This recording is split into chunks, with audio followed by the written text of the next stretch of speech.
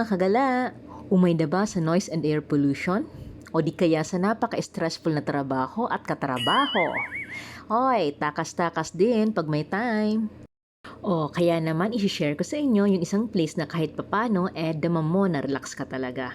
Ang pupuntahan nating destination ngayon ay malapit-lapit lang sa city pero malayong malayo sa pollution.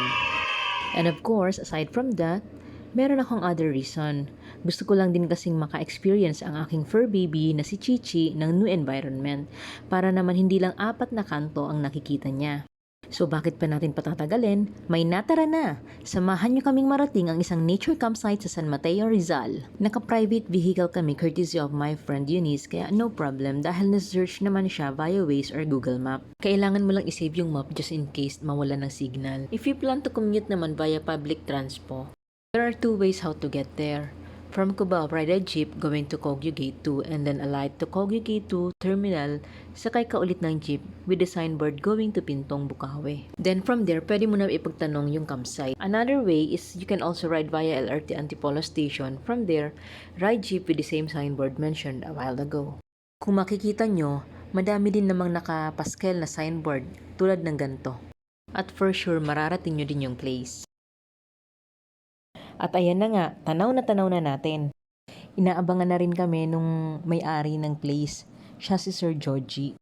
Siya na din yung mag-a-assist ng parking. Sa labas, medyo masikip lang ng onte. Tapos, yung nasa loob naman, gated parking naman siya. Pagdating namin, bale may mga nakapark na. So, dyan na lang kami sa labas pinagpark. So, safe naman dyan.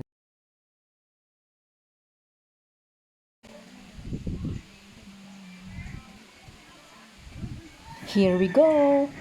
Welcome to Alpas Nature Family Campsite, mga kagala!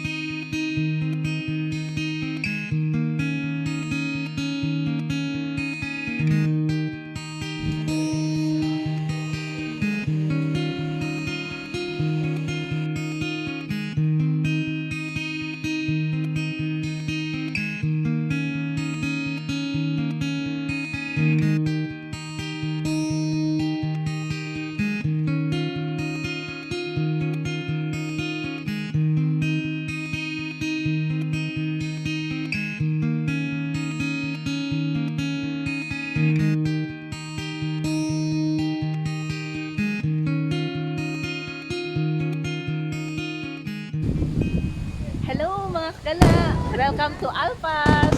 This is my friend Eunice and of course Gigi!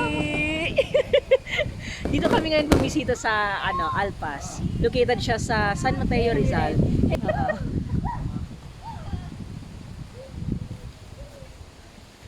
Kasama talaga ako? Hindi ako prepared. Medyo mahiyain siya. So hindi siya Hindi ka mahiyain. Hindi siya mahiyain. Oh, di ba? Look at the view. Gigi. Fine.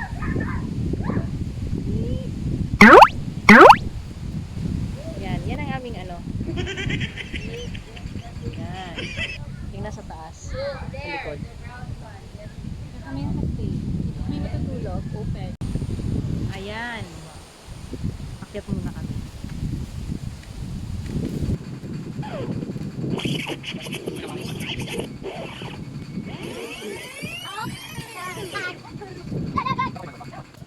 A few moments later. After naming makapagpahinga, nag-decide na kaming lumabas para makapaghanap kami ng kanin. Actually, hindi naman namin nakalimutang magdala. Sabi naman kasi marami namang mabibilhan sa labasan. So, ayun. Okay na din para at least mainit-init pa. Uy, kamote cute. Kaya pa meron din pala ditong Mamaya ba? Ito. Footlong, hotdog, skinless, salami, ham, baloning, embutido. May pagkain tayo. Hello.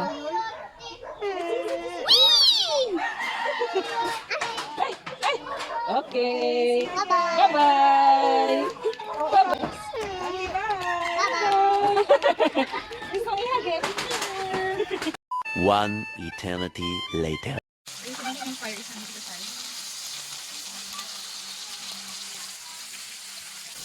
Tapos nag-burn. Yung ano niya, sauce niya. Hello. Hello.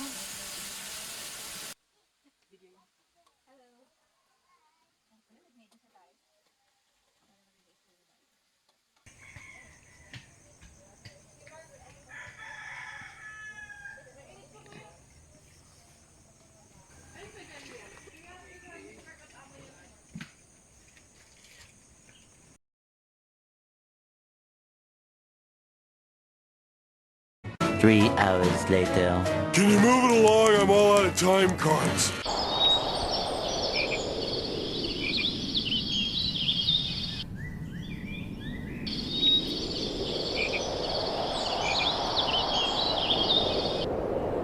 Day 2.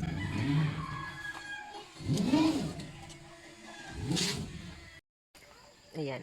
Good morning. Morning. May muta pa. Chichi. Chichi, good morning. With her sweater. Oh, maliit lang. I don't ever slow up, no I don't take shit. I got no love for the fakeness. If you wanna play tough and wanna hate this, I'll always show up. I don't ever slow up, no I don't take shit. I got no love for the fakeness. If you wanna play tough and wanna hate this, I'll always show up and make a statement. I don't ever slow up, no I don't take shit. I got no love for the fakeness. If you wanna play tough and wanna hate this, I'll always show up and make a statement. Everything I do so instinctive and so passionate. Every word I move so descriptive like an adjective. I got a vendetta against people who patented being negative when you should be getting after it. I got facts over tracks, this and that. Spitting slow, spitting fast. I could roast, I could gas. 3, 2, 1.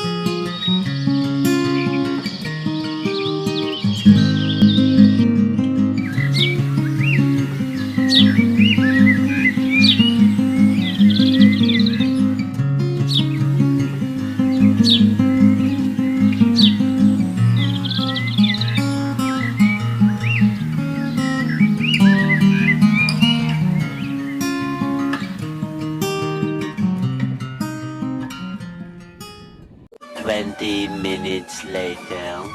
Good morning from Alpas, mga kagala.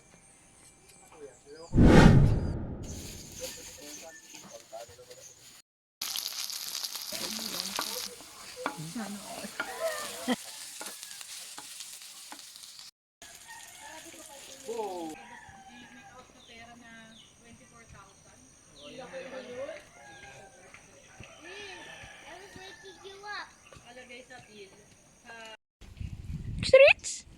Ang galing! Ganda, ganda!